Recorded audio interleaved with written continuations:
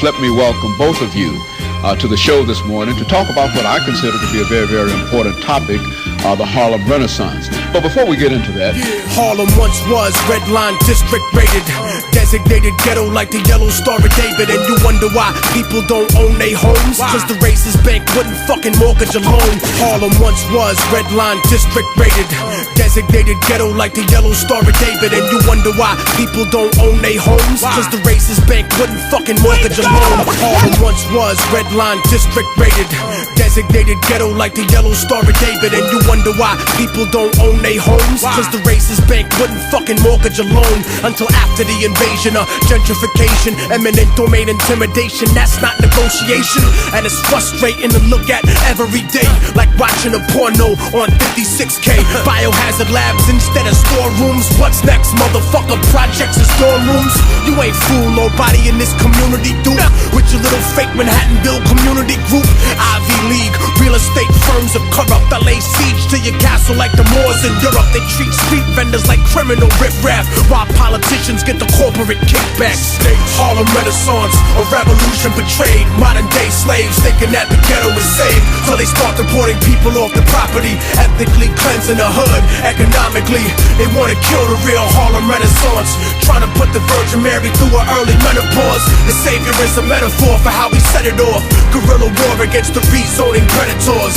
When I speak about Harlem, I speak to the world. The little Afghan boy and the Bosnian girl, the African of Sudan, the people of Kurdistan, the third world American, indigenous man, Palestinians, Washington Heights Dominicans, displaced New Orleans citizens, beachfront Brazilian favelas that you living in. The hood is prime real estate, they want back in again. I didn't write this to talk shit, I say it because some of y'all forgot what the Harlem Renaissance was. We had revolution, music, and artisans, but the movement was still fucked up like Parkinson's. Cause while we were giving birth to the culture we love, prejudice kept our own people out of the club. Only colored celebrities in the party, and left us a legacy of false superiority. W.E.B. Du Bois versus Marcus Garvey, and we ended up selling out to everybody. The Dutch Schultzes and the John Gottis, banksters, modern day gangsters, the Mobilari. They wanna move us all out the NYC, like they did to the Jews with the Alhambra decree.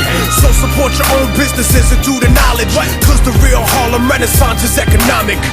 Harlem Renaissance, a revolution betrayed. Modern day slaves thinking that the ghetto is saved, till they start deporting people off the property, ethnically cleansing the hood. Economically, they wanna kill the real Harlem Renaissance, trying to put the Virgin Mary through her early menopause. The savior is a metaphor for how we set it off. Guerrilla war against the rezoning predators. When they were saying it is the Renaissance of Harlem, they didn't mean that we had stake in that. They meant to say that they could make money out of us. They are coming in with all kinds of pretenses. In Brooklyn, they're doing the same thing.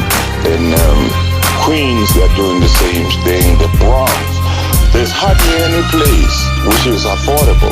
I mean, these people are putting up condominiums which start from $1 million. How many people in this community make that kind of money?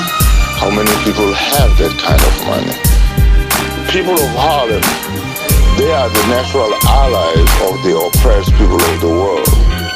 Whether the struggle is in Panama, in Africa, Cuba, we spend money with the wrong people.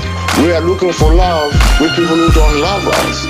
What's wrong with us loving each other and making sure that we are protected?